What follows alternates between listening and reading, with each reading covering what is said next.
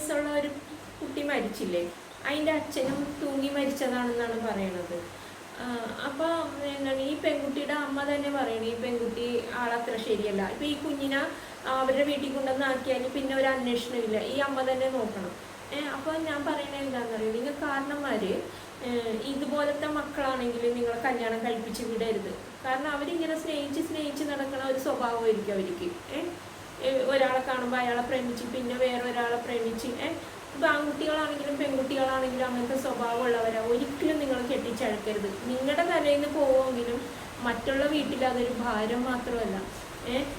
ഒന്നും അറിയാതെ വലിയ സന്തോഷത്തോടെ കല്യാണം കഴിക്കുന്ന ഒരു ആൺകുട്ടിയാണെങ്കിലും പെൺകുട്ടിയാണെങ്കിലും അവരുടെ ജീവിതമാണ് പോണത് ഇല്ലേ, ഇതുപോലത്തെ വൃത്തിയായിട്ട് ഞങ്ങളെ കെട്ടിയാൽ ഇല്ലേ. അപ്പം ഞാൻ പറയണേന്ന്, നിങ്ങൾ കാരണന്മാർ ഒരിക്കലും ഇതുപോലത്തെ മക്കളെ നിങ്ങൾ വേറൊരാളുടെ തലയിൽ കെട്ടിവെക്കരുത്. അത് ആൺകൊച്ചാണെങ്കിലും പെൺകൊച്ചാണെങ്കിലും ചെയ്യരുത്.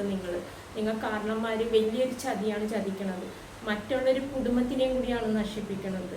ഇപ്പം ഈ കുഞ്ഞിൻ്റെ അമ്മ ശരിയല്ലെന്ന് അവരുടെ വീട്ടുകാർക്കറിയാം. അപ്പം അങ്ങനത്തെ ഒരു മകളെ എന്തിന് കല്യാണം കഴിപ്പിച്ച് വിടണം? ഇപ്പം ആ പയ്യനും തൂങ്ങിച്ചത്ത് ഇല്ലേ, ആ കൊച്ചും പോയി.